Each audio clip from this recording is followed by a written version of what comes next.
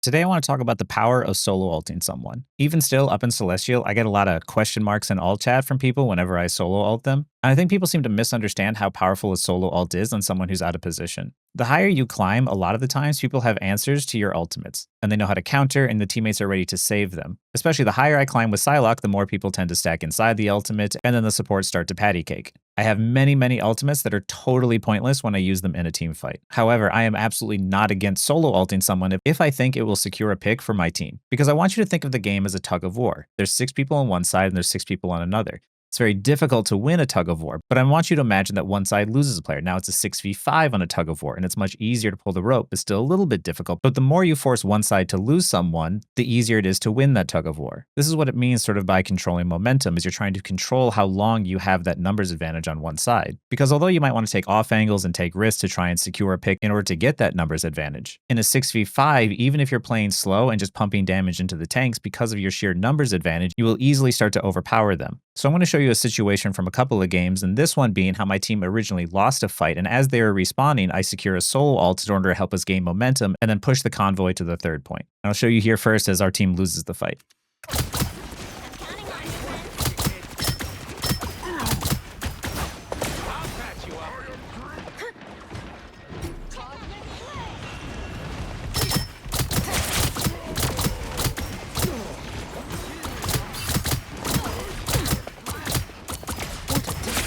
Here in this situation, because our Groot unfortunately got pulled off the ledge, but he got rezzed, our convoy is still moving. So what me and Penny are doing is we're just trying to apply pressure to allow the convoy time to push up. We don't necessarily need to go for a risky play just now because the convoy is still moving. Don't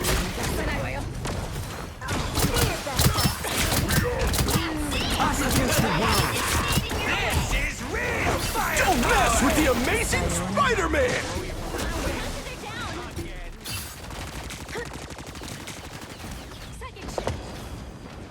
You're mine. Healing magic.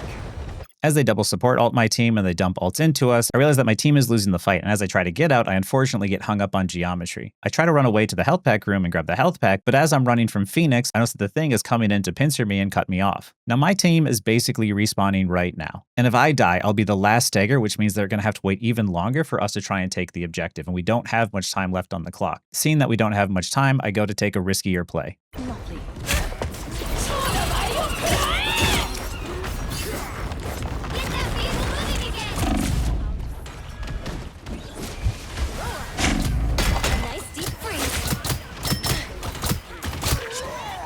After securing the solo ult on the Phoenix, I was still low, but I knew my team was respawning and probably coming through those doors, so I used my ability to go invis to walk him back in, and I bait him into a bad exchange. So now, even though Phoenix has respawned, Thing is now staggered even more, so now we have a 6v5 advantage, which allows my team to have a lot of space that we can take, and it makes it much easier for us to try and secure those kills after.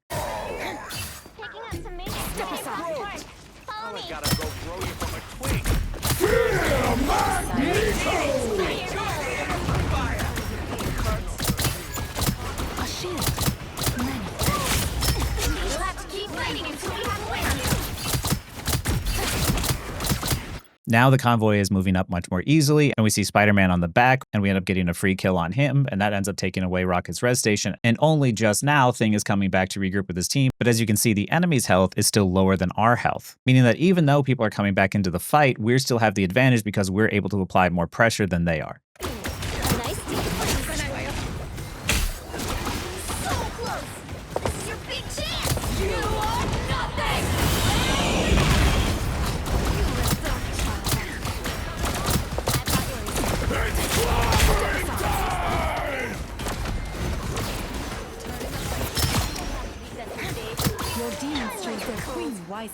It is much more difficult to win a 6v6 fight when both sides are regrouped and ready to fight one another. So even when you make it a 6v5 and you're applying pressure to the other 5, by the time the 6th person gets there, a lot of times you've applied so much pressure and so much damage that they're not fully ready to take a fight. And because the convoy was so close to being capped, a lot of them felt the need to try and defend the objective. But due to the fact that we just had the earlier momentum in the fight, it made it much easier for us to clean up kills. And now, of what's left of the enemy team, they're going to feel much more rushed to try and touch the objective, meaning it's going to be much easier to take each one of them out.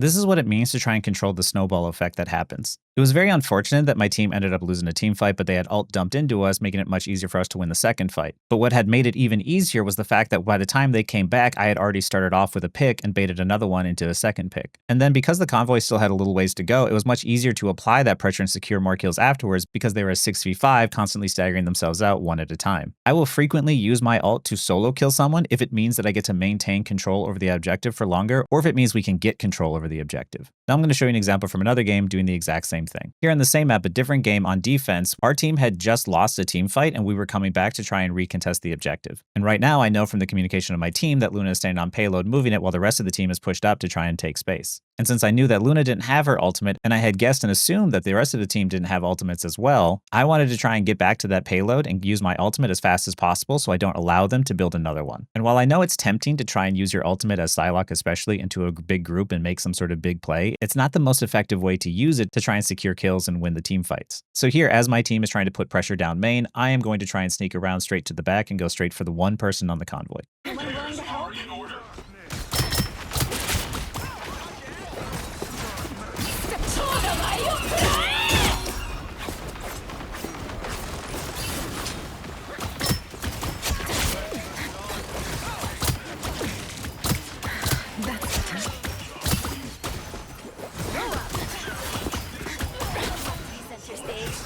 And just like dominoes, it's much easier after the first one falls over. I know big ults are always really cool to see and they make for really great shorts and viral moments, but a lot of times when you're trying to play efficiently, all you're trying to do is give yourself that one guaranteed pick rather than 3 maybes. In this situation, I knew exactly who I wanted to ult and I knew that they didn't have their ult to counter it, so it was a guaranteed free pick. So anytime you're playing, don't be afraid to go for a singular pick with your ultimate if it means securing the objective or if it means controlling the objective for longer. The whole point of using your ultimates is trying to maintain control or to get control over the objective. And that doesn't always require a really big play. Most teams at any elo are going to win a 6v5 in their favor just due to the sheer numbers advantage they have. And anytime you get solo ulted, just know it's not personal. And while most people might be confused by the solo ult, you'll understand the strategic importance of them. Anyways, that's why you solo ult. If you have any questions, leave them in the comments.